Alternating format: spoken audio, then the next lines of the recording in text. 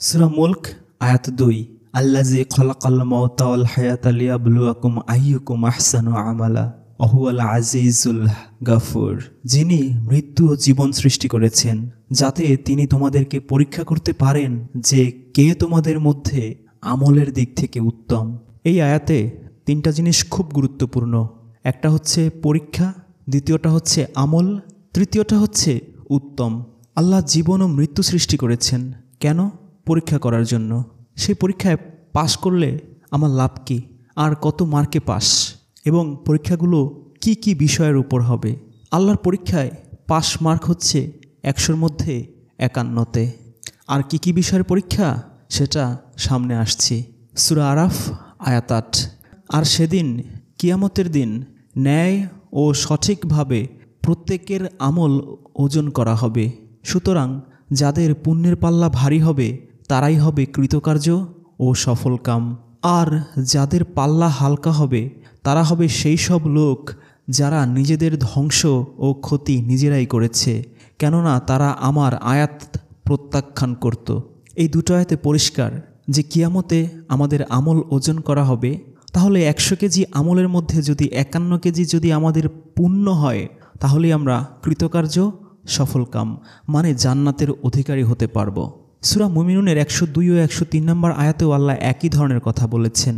অতঃপর যাদের পাল্লা ভারী হবে তারাই হবে সফলকাম, আর যাদের পাল্লা হালকা হবে তারাই নিজেদের ক্ষতি করল, জাহান্নামে তারা হবে স্থায়ী। এখন প্রশ্ন হচ্ছে, আমরা তো আল্লাহর প্রতি ঈমান এনেছি, আখিরাতে ঈমান এনেছি, তাহলে আবার আমাদের কেন এত কঠিন পরীক্ষা দিতে হবে? আল্লাহ তার উত্তর দিচ্ছেন সূরা আনকাবুতের ২ ও ৩ নম্বর আয়াতে। মানুষ কি মনে করে যে আমরা ঈমান এনেছি বললেই তাদের ছেড়ে দেয়া হবে আর তাদের পরীক্ষা করা হবে না? আমি তো তাদের পূর্ববর্তীদেরকেও পরীক্ষা করেছিলাম। আল্লাহ অবশ্যই প্রকাশ করে দেবেন কারা সত্যবাদী ও কারা মিথ্যাবাদী। এই দুটো আয়াতে পরিষ্কার। আমরা যতই জোর গলায় বলি আমি খাঁটি মুসলিম, নাম্বার 1 আশেকে রাসূল, নাম্বার 1 মুত্তাকি মুমিন, এর কোনো ভ্যালু, এর কোনো মূল্য আল্লাহর কাছে নেই যতক্ষণ না পর্যন্ত আল্লাহ আমাদের পরীক্ষা করবেন। পরীক্ষার মাধ্যমেই আল্লাহ খাঁটি সোনা যাচাই করে নেবেন। সূরা মুহাম্মদ আয়াত ৩১। আর আমি অবশ্যই তোমাদেরকে পরীক্ষা করব যতক্ষণ না আমি প্রকাশ করে দেই তোমাদের মধ্যে কারা জিহাদকারী ও ধৈর্যশীল, এবং আমি তোমাদের কথা কাজ পরীক্ষা করে নেব। আমাদের কথা ও কাজ দুটোই আল্লাহ পরীক্ষা করে নেবেন। আমরা মুখে কি বলি আর আমরা আমল কি করি দুটোই আল্লাহ পরীক্ষা করবেন। সেই সাথে পরীক্ষা করবেন ধৈর্য, আমাদের লড়াই, আমাদের জিহাদ। সূরা আরাফ ১৬৮। পৃথিবীতে আমি তাদেরকে নানা দলে বিভক্ত করে দিয়েছিলাম। তাদের মধ্যে কিছু দল ছিল সৎ, কতক দল অন্যরকম, এবং সুখ আর দুঃখ দিয়ে তাদেরকে পরীক্ষা করেছিলাম যাতে তারা আল্লাহর নির্দেশের পথে ফিরে আসে। এই আয়াতে আল্লাহ বলছেন আল্লাহ মানুষকে নানা দলে বিভক্ত করেন। কেউ থাকে সৎ, কেউ থাকে ভিন্ন রকম। তবে আল্লাহ সবাইকেই সুখ দিয়েও পরীক্ষা করেন, আবার দুঃখ দিয়ে পরীক্ষা করেন। কাউকে সুখের ডালি সাজিয়ে দেন, কাউকে দুঃখের পর দুঃখ দিয়ে দুঃখের সাগরে ভাসিয়ে দেন, কিন্তু উদ্দেশ্য একটাই, পরীক্ষা করা। সূরা বাকারা ১৫৫। আর আমি অবশ্যই তোমাদেরকে পরীক্ষা করব ভয়, ক্ষুধা এবং জানমাল ও ফল ফসলের ক্ষয়ক্ষতির দ্বারা, আর তুমি ধৈর্যশীলদের সুসংবাদ দাও। খুব আশ্চর্য একটা আয়াত, কারণ আল্লাহ বলছেন সূরা মুলকের ২ নম্বর আয়াতে তিনি আমাদের পরীক্ষা করবেন আমাদের মধ্যে আমলে কে উত্তম, নেক আমল কার সবচেয়ে ভালো। কিন্তু ছোটবেলা থেকে আমরা জানি নেক আমল মানে হচ্ছে দাড়ি রাখা, টুপি পরা, জুব্বা পরা, ডান কাতে ঘুমানো, ডান পায়ে ঘর থেকে বের হওয়া, ডান হাতে কোনো কিছু খাওয়া, মিসওয়াক করা, খেজুর খাওয়া, লাউ খাওয়া, ৫ ওয়াক্ত নামাজ পড়া, সুন্নত, নফল, ইশরাক, আওয়াবিন, রোজা, আতর লাগানো, হজ করা, জাকাত দেয়া, কুরবানি করা, এগুলো হচ্ছে আমল। এগুলোই যার বেশি হবে সেই জান্নাতি হবে। যার নামাজের পরিমাণ সবচেয়ে বেশি হবে, রোজার পরিমাণ সবচেয়ে বেশি হবে, হজ, জাকাত, দাড়ি, টুপি, জুব্বা, মিসওয়াক, লাউ, খেজুর, এগুলো যার সবচেয়ে বেশি হবে সেই জান্নাতে যাবে। কিন্তু খুবই আশ্চর্যের বিষয়, সূরা বাকারায় এর একটার কথাও আল্লাহ বলেননি। তিনি প্রথমেই বলেছেন ভয়, ২ নম্বরে বলেছেন ক্ষুধা, ৩ নম্বরে জানমাল 4 নম্বরে ফল ফসলের স্বল্পতার মাধ্যমে। কিন্তু সুসংবাদ দিতে বলেছেন কাদেরকে? যারা ধৈর্যশীল। That's the point. জীবনে আমাদের অনেক আতঙ্ক আসবে, ভয় আসবে, বিপদ আপদ আসবে বিভিন্ন জায়গা থেকে।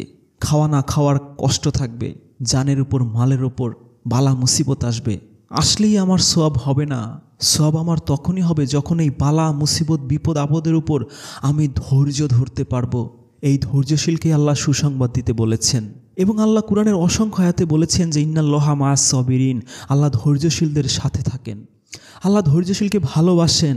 আর আমরা জানি যে মুত্তাকি হচ্ছে এই পৃথিবীতে আল্লাহর নিকট সবচেয়ে সম্মানিত। সূরা হুজুরাতের 13 নম্বর আয়াতে আল্লাহ বলে দিয়েছেন এই মুত্তাকির যতগুলো গুণ আছে তার মধ্যে one of the top most quality হচ্ছে এই ধৈর্য। আল্লাহর এত পছন্দের একটা ইবাদত। আল্লাহ যে এত কিছু দিয়ে পরীক্ষা করবেন তার মধ্যে আল্লাহ যাচাই করে নেবেন কে সবচেয়ে বেশি ধৈর্য ধারণ করতে পারে। যে যত বেশি ধৈর্য ধারণ করতে পারবে তার আমলের পরিমাণ ঠিক তত বেশি হবে। অত্যন্ত চমৎকার এবং অত্যন্ত দূরদৃষ্টি সম্পন্ন একটা আয়াত, যে আমাদের আমল কোথায় আমরা বুঝতেই পারি না। এই বিপদ আপদ দুঃখ কষ্ট কোন লেভেলে আসতে পারে? সূরা বাকারার 214 নম্বর আয়াতে আল্লাহ বলছেন, তোমরা কি মনে করেছো যে তোমরাই জান্নাতে প্রবেশ করবে, অথচ তোমরা এখনও তাদের অবস্থা প্রাপ্ত হওনি যারা তোমাদের পূর্বে বিগত হয়েছে। তাদেরকে বিপদ ও দুঃখ স্পর্শ করেছিল এবং তাদেরকে প্রকম্পিত করা হয়েছিল। এমনকি রাসূলও তার সাথী মুমিনগণ বলেছিল কখন আল্লাহর সাহায্য আসবে, জেনে রেখো নিশ্চয়ই আল্লাহর সাহায্য নিকটবর্তী। কোন লেভেলের কষ্ট দুর্দশা এসেছিল যে তারা ভয়ে প্রকম্পিত হয়ে গিয়েছিল। এতটা ভয়ঙ্কর বিপদ আপদ কষ্ট বালা মুসিবত কি আমাদের উপর আসে যে আমরা ভয়ে প্রকম্পিত হয়ে যাই? রাসূল সাথে থাকার পরও মুমিনরা বলেছিল যে কখন আল্লাহর সাহায্য আসবে। এতটা ডিপ্রেসড হয়ে গিয়েছিল তারা। কিন্তু প্রশ্ন হচ্ছে কেন এত ভয়াবহ বিপদ আপদ কষ্ট দুর্দশা কেন এসেছিল? এর জবাব আমরা পাই সূরা আল ইমরানের 142 নম্বর আয়াতে। তোমরা কি মনে করো যে তোমরা জান্নাতে প্রবেশ করবে, অথচ আল্লাহ এখনও জানেননি তাদেরকে যারা তোমাদের মধ্য থেকে জিহাদ করেছে, এবং জানেননি ধৈর্যশীলদের। তাহলে জান্নাতে প্রবেশ করার আগে দুটো জিনিস আল্লাহ যাচাই করে নেবেন। এক হচ্ছে কে জিহাদ করেছে, আর 2 হচ্ছে ধৈর্যশীল। সেই ধৈর্যশীল আবারও ফিরে এসেছে। জিহাদ বলতেই আমরা বুঝি ঢাল তলোয়ার নিয়ে যুদ্ধ করা, কিন্তু জিহাদ ভিডিওতে পুরোপুরি আলোচনা করা হয়েছে আল্লাহর পথে লড়াই 2 রকম। একটা হচ্ছে সশস্ত্র, একটা হচ্ছে নিরস্ত্র। যেটা সশস্ত্র লড়াই তাকে বলা হয় কিতাল। সূরা তওবায় এই কিতাল শব্দটা অজস্র বার এসেছে, সশস্ত্র যুদ্ধ। আর জিহাদ কোনটা? সেটা হচ্ছে নিরস্ত্র যুদ্ধ। এবং সবচেয়ে বেস্ট জিহাদ কোনটা সেটা আল্লাহ সূরা ফুরকানের 52 নম্বর আয়াতে বলে দিয়েছেন, সুতরাং তুমি কাফিরদের আনুগত্য করো না এবং তুমি কুরআনের সাহায্যে তাদের বিরুদ্ধে জিহাদ চালিয়ে যাও। আরবিতে আছে জিহাদ আল আকবার, সবচেয়ে বড় জিহাদ তুমি চালিয়ে যাও। কিভাবে? কুরআনের সাহায্যে। এই কুরআনের সাহায্যে যখনই আপনি জিহাদ করতে যাবেন তখনই আপনি দেখবেন দুঃখ কষ্ট বিপদ আপদ বালা মুসিবত কাকে বলে, কত প্রকার কি কি। সেই যুগে যেমন আবু জেহেল বাহিনী, আবু জেহেল তো ছিল তখনকার সবচেয়ে বড় আলেম ওলামা। এই বাহিনী যেমন আল্লাহর রাসূলকে দুঃখ কষ্ট বিপদ আপদ দিতে দিতে এমন অবস্থা করেছিল, তখনকার মুমিন মুসলিম যারা ছিল তারা দেশে পর্যন্ত থাকতে পারেনি। দেশে থাকলে তাদেরকে কতল করা হতো। তারপরও প্রয়োজনে নিজের ঘর বাড়ি দেশ সব ছেড়ে হলেও এই কুরআনের সাহায্যে জিহাদ আপনাকে চালিয়ে যেতেই হবে। যদি না করেন, যদি খুব আরামায়েশে জীবন কাটাতে থাকেন, সূরা নিসার 97 নম্বর আয়াতে আল্লাহ কি বলছেন, নিশ্চয়ই যারা নিজেদের প্রতি জুলুমকারী ফেরেশতারা তাদের জান কবজ করার সময় বলে তোমরা কি অবস্থায় ছিলে? তারা বলে আমরা জমিনে দুর্বল ছিলাম। ফেরেশতারা বলে আল্লাহর জমিন কি প্রশস্ত ছিল না যে তোমরা তাতে হিজরত করতে? সুতরাং ওরাই তারা যাদের আশ্রয়স্থল জাহান্নাম এবং তা মন্দ প্রত্যাবর্তনের স্থল। অতএব ওদেরই বাসস্থান জাহান্নাম এবং কত নিকৃষ্ট ওই জায়গা। তাহলে জিহাদ করলে এমন অবস্থা হবে যে আল্লাহর রাসূলের যুগের মতো আপনি ঘরে থাকতে পারবেন না। আপনাকে কাফের বলবে, আপনাকে মুরতাদ বলবে, আপনাকে মুনকারিনে হাদিস বলবে, আপনাকে ইসলাম বিরোধী বলবে, আপনাকে ইহুদি খ্রিস্টানের দালাল বলবে, আপনার চারপাশের আলেম ওলামা পীর বুজুর্গ মাশায়েখ আত্মীয় স্বজন ঘর পরিবার বাবা মা স্ত্রী, সন্তান, স্বামী সবাই আপনার বিরুদ্ধে, আপনার শত্রুতে পরিণত হয়ে যাবে। এই কারণেই কুরআনের জিহাদকে আল্লাহ সূরা ফুরকানের 52 নম্বর আয়াতে বলেছেন জিহাদে আকবর। এই জিহাদে আকবর যখন আপনি করতে যাবেন, আপনার জীবন দুর্বিষহ হয়ে উঠবে। 1400 বছর আগে যারা এই কুরআনের সাহায্যে জিহাদ করেছিল, তাদের জীবন যেমন দুর্বিষহ হয়ে উঠেছিল, ঠিক এখনও একই অবস্থা। আপনি এই কুরআন দিয়ে যখনই জিহাদ করতে যাবেন, যখনই লড়াই করতে যাবেন, তখন আপনি তা হারে হারে টের পাবেন। এই জন্য আল্লাহ সান্ত্বনা দিচ্ছেন সূরা আল ইমরান 146। আর কত নবী ছিল যার সাথে থেকে অনেক আল্লাহওয়ালা লড়াই করেছে, তবে আল্লাহর পথে তাদের ওপর যা আপতিত হয়েছে তার জন্য তারা নিরুৎসাহিত হয়নি, শক্তিহীন হয়নি এবং বিচলিত হয়নি, এবং আল্লাহ ধৈর্যশীলগণকে ভালোবাসেন। তাহলে আমরা দেখলাম জান্নাতে যাওয়া কতটা কঠিন। আল্লাহ কতভাবে পরীক্ষা করবেন, ভয় দিয়ে, ক্ষুধা দিয়ে, জান মালের উপর বিপদ আপদ দিয়ে, ফল ফসলাদের ক্ষতি সাধন করে, দুঃখ দিয়ে, কষ্ট দিয়ে, এমনকি নিজের ঘর বাড়ি ছেড়েও আপনাকে চলে যাওয়া লাগতে পারে। কিন্তু সমস্ত কিছুর পরও যদি আপনি ধৈর্য ধারণ করতে পারেন, আল্লাহ আপনাকে সুসংবাদ দিচ্ছেন। আল্লাহ আপনাকে সুখ দিয়ে পরীক্ষা করবেন, দুঃখ দিয়ে পরীক্ষা করবেন। সূরা আরাফ 168। এই সকল পরীক্ষায় যদি আপনার পাস মার্ক অন্তত 51% হয়, তাহলেই আপনি কামিয়াব। সূরা আরাফ 8-9, সূরা মুমিনুন 102-103। এতটা কষ্ট, দুঃখ, যাতনা সহ্য করে তারপর জান্নাতে যাওয়ার যোগ্যতা আপনি অর্জন করতে পারবেন। কিন্তু আপনি যদি হাদিসের মধ্যে যান, দেখবেন জান্নাতে যাওয়া যে কত সহজ। মিশকাত শরীফের 24 নম্বর হাদিস, চুরি করুক বা জিনা করুক, যে ব্যক্তি বলবে লা ইলাহা ইল্লাল্লাহ এবং এমতাবস্থায় মারা যাবে, সে জান্নাতে যাবে। বুখারী মুসলিমের হাদিস। আমার সমস্ত উম্মতি জান্নাতে যাবে, যে জান্নাতে যেতে অসম্মত সে ছাড়া। জিজ্ঞাসা করা হলো, আল্লাহর রাসূল, কে অসম্মত? তিনি বললেন, যে আমার বাধ্যতা স্বীকার করেছে সে জান্নাতে যাবে, এবং যে আমার অবাধ্য হয়েছে সে জান্নাতে যেতে অসম্মত। তিরমিজি শরীফের হাদিস, আমার উম্মতের কোনো ব্যক্তি এমন হবে যে বিরাট একটি দলের সুপারিশ করবে। কেউ একটি গোত্রের জন্য সুপারিশ করবে, আবার কেউ আপন আত্মীয় স্বজনের জন্য সুপারিশ করবে, আবার কেউ শুধু একটি লোকের জন্য সুপারিশ করবে। অবশেষে আমার সমস্ত উম্মত জান্নাতে প্রবেশ করবে। কত চমৎকার দেখেছেন! শুধু লা ইলাহা ইল্লাল্লাহ বলবেন, মারা গেলে জান্নাত। অনেক হাদিস আছে মৃত্যুর আগে লা ইলাহা ইল্লাল্লাহ বলবেন, মারা গেলে জান্নাত। তারপর শুধু আপনি যাবেন না একা, আপনার আশেপাশের বাবা মা, ভাই বোন, আত্মীয় স্বজন থেকে শুরু করে পাড়া প্রতিবেশী, কেউ 10 জন নিয়ে যেতে পারবেন, কেউ 14 জন, কেউ 20 জন, কেউ 70 জন, কেউ তো লাখে লাখে জাহাজ নৌকা ভর্তি করেও জান্নাতে নিয়ে যেতে পারবেন। এমন অজস্র হাদিস আছে। কিন্তু কুরআন যদি আপনি পড়েন, আপনি দেখবেন জান্নাতে যাওয়া এত সহজ না। পদে পদে পরীক্ষা দিয়ে নেক আমল করে, সেই আমলে পাস মার্ক অর্জন করে, নেকির পাল্লা ভারী করে, তারপর আপনাকে জান্নাতে যেতে হবে। আমাদের অবস্থা হয়েছে ঠিক ইহুদিদের মতো। আমরা মনে করি আমরা হচ্ছি এই পৃথিবীর শ্রেষ্ঠ জাতি, কুনতুম খায়রা উম্মতিন। যদিও খায়ের মানে শ্রেষ্ঠ নয়, উত্তম, তাও শর্ত সাপেক্ষ। আল্লাহ বলেছেন সৎ কাজের আদেশ দেবে, অসৎ কাজের নিষেধ করবে। এখন ভাবুন তো, কজন মুসলিম আছে যে সারা দিনে 10টা সৎ কাজের আদেশ দেয়, 10টা অসৎ কাজের নিষেধ করে? কেউ করে না।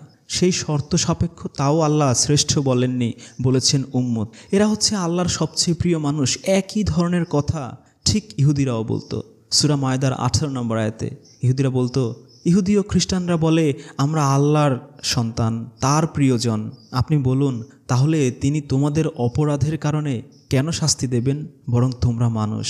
ইহুদিরা খ্রিস্টানরা যেমন মনে করত তারা হচ্ছে আল্লাহর প্রিয়জন, ঠিক এখনকার মুসলিমরাও মনে করে তারা হচ্ছে আল্লাহর সবচেয়ে প্রিয়জন। তারা শ্রেষ্ঠ নবীর উম্মত, তারা শ্রেষ্ঠ জাতি, তারা মরলেই জান্নাত। জাহান্নাম শুধু বানানোই হয়েছে কাফির, মুশরিক, পৌত্তলিক হিন্দু, বৌদ্ধ, খ্রিস্টানদের জন্য। আর যদি তারা জাহান্নামে যায়ও, অল্প কিছু দিনের জন্য তারা যাবে। একই থিওরি, একই কনসেপ্ট, একই ধারণা ইহুদিদের মধ্যেও ছিল। সূরা বাকারা আয়াত 40। তারা বলে জাহান্নামের আগুন আমাদের কখনো স্পর্শ করবে না, তবে কয়েকদিনের শাস্তি হলেও হয়ে যেতে পারে। এদেরকে জিজ্ঞেস করো, তোমরা কি আল্লাহর কাছ থেকে কোনো অঙ্গীকার নিয়েছো যার বিরুদ্ধাচরণ তিনি করতে পারেন না? অথবা তোমরা আল্লাহর উপর চাপিয়ে দিয়ে এমন কথা বলছো যে কথা তিনি নিজের উপর চাপিয়ে নিয়েছেন বলে তোমাদের জানা নেই? আচ্ছা, জাহান্নামের আগুন তোমাদেরকে স্পর্শ করবে না কেন? বয়ান ফাউন্ডেশন অনুবাদ করেছে। আর তারা বলে গোনা কয়েকদিন ছাড়া আগুন আমাদেরকে কখনো স্পর্শ করবে না। বলো, তোমরা কি আল্লাহর নিকট ওয়াদা নিয়েছ? ফলে আল্লাহ তার ওয়াদা ভঙ্গ করবেন না? নাকি আল্লাহর উপর এমন কিছু বলছো যা তোমরা জানো না? হ্যাঁ, যারা পাপ কাজ করে এবং যাদের পাপরাশি তাদেরকে ঘিরে ফেলে তারাই জাহান্নামী। সেখানে তারা চিরকাল থাকবে, সেখানে তারা হবে স্থায়ী। সূরা বাকারা আয়াত ৮০ থেকে ৮১। ঠিক একই কনসেপ্ট আমরা এখনকার মুসলিমরা ধারণ করি যে আমরা যদি জাহান্নামে যাইও আমরা অল্প কিছুদিন পাপ ভোগ করে আবার জান্নাতে চলে আসব। চিরস্থায়ী জাহান্নাম এ কথাটা বললেই আলেম উলামার নামধারীরা তেলে বেগুনে জ্বলে ওঠে। কি এত বড় সাহস, আমরা চিরকাল জাহান্নামে থাকব? অসম্ভব। ঠিক একইভাবে তেলে বেগুনে জ্বলে উঠত তখনকার ইহুদি খ্রিস্টান ধর্মের আলেম ওলামারা।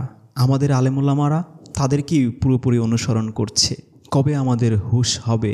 আমরা মোটেই মুসলমানের ঘরে জন্ম নিয়েছি বলেই শ্রেষ্ঠ জাতি নই। আমাদেরকে মোটেই লা ইলাহা ইল্লাল্লাহ পড়েছি এ কারণেই জান্নাতে নিয়ে যাওয়া হবে না। আমরা মোটেই অন্য 2, 4, 5, 10, 15, 50 জনকে সুপারিশ করে নিয়ে যাব তো ভালো কথা, নিজের নেক আমল ছাড়া কিছুই সঙ্গে যাবে না। কেউ কারো বিন্দুমাত্র উপকার সেদিন করতে পারবে না। অতএব ভুলের সাগর থেকে বেরিয়ে এসে কুরআন বুঝে বুঝে পড়ে নেক আমল বেশি বেশি করে ধৈর্যশীল বান্দা হিসেবে, মুত্তাকি হিসেবে যেন নিজেকে সুপ্রতিষ্ঠিত করতে পারি এবং আমলের পরিমাণ অন্তত যেন পাপের চেয়ে বেশি হয়, সেই সাধনা করার তৌফিক যেন মহান আল্লাহ আমাদেরকে দেন। আলহামদুলিল্লাহি রাব্বিল আলামিন।